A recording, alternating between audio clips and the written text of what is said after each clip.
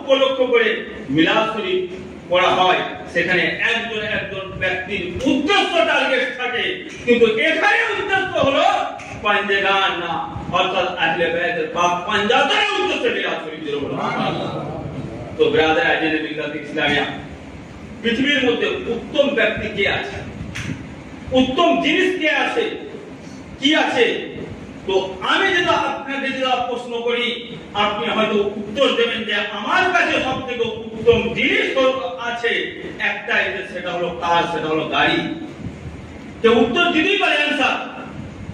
কাউকে যদি প্রশ্ন করা যায় যে আপনার কাছে কি উত্তম আছে, আপনি হয়তো উত্তর দেবেন যে আমার বাপ উত্তম। আপনি হয়তো পরক্ষণে আরেকজনকে জিজ্ঞাসা করবে যে আপনার কাছে কি উত্তম আছে, কিন্তু তখন উত্তর দেবে যে আমার মা উত্তম।